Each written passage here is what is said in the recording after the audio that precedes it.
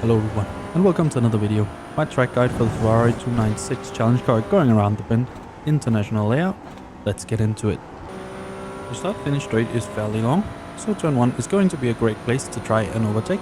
Keep that in mind when racing here. But when qualifying, be on the left side of the track. And for turn 1 we want to be braking once we get to the 150 board here on the right. I aim for about 90% brake pressure, trailing that off all the way to the curb. Once we're at the inside curb, we want to start to apply the throttle again. And we're going to ease it in so we make sure we don't get any wheel spin. Don't touch the anti-cut sausage, it will unsettle the car. We aim to come out just about mid-track for turn 2. All we do for turn 2 is lift and cut the inside curb. And the goal for that is also to come out just about mid-track for turn 3.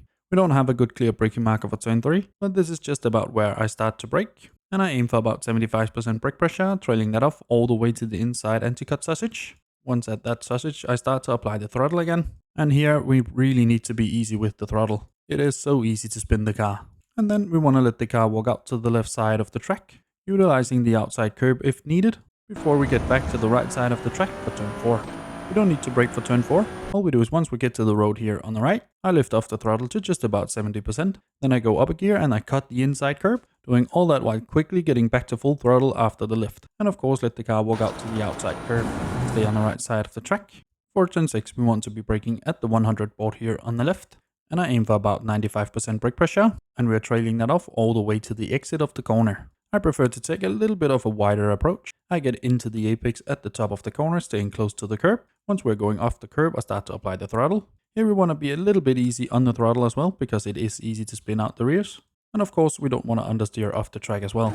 Turn 7 is flat out, and we're going to be close to the inside curb before tracking out to open up turn 8 a bit more. For turn 8 and 9, it's all about getting close to the inside curbs, traveling as little distance as possible, while keeping the car stable. And we do that with both throttle and the brake inputs.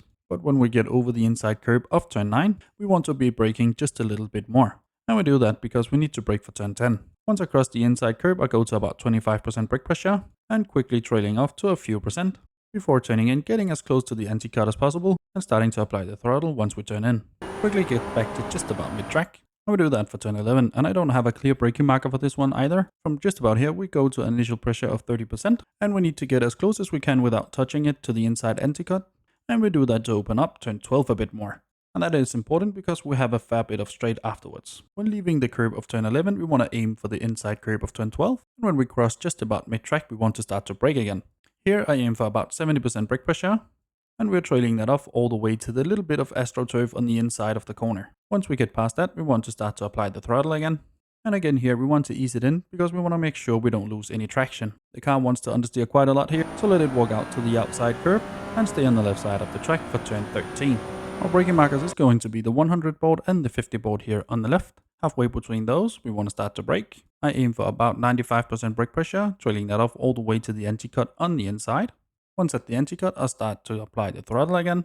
And we're easing it in because we don't want to understeer into the gravel on the outside. There's a little bit of curb we can use, but it's really easy to go into the gravel. Get over to the right side of the track. Our braking marker for turn 14 is the 50 board here on the left. I aim for about 90% brake pressure, and we're trailing that off all the way to the end of the anti-cut on the inside. After the anti-cut, we want to start to apply the throttle again, and we want to ease it in to make sure we keep the car stable, but we also want it to walk out to the right side of the track, getting all the way out on the curb here on the outside. And we do that to open up turn 15 and 16 a bit more. Once we get to the white triangle here of the curbing, we want to go off the throttle again. We can keep a few percent of brake if needed to get into the inside curb. As we get to it, we should be able to pick up the throttle again. Make sure to be easy with it so you don't understeer into the grass. And then it's all about being smooth so we don't scrub up too much speed. Being on the left side of the track, we're going to use the 150 board and the 100 board here on the left for turn 17. And here I aim for about 95% brake pressure, trailing that off all the way to the inside curb. We are all the way down to second gear here.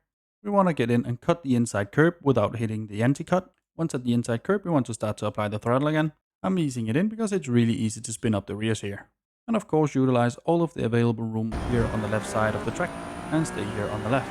For the last corner, we use the 50 board here on the left as the braking marker. I do a quick hit to about 55%, trailing that off all the way to the inside anti-cut. Once at the anti-cut, I'll start to apply the throttle again, easing it in just a little bit to make sure we don't go into the grass on the outside. And that's a lap around the bend in the Ferrari 296 challenge car of a time of 1 minute 45.3.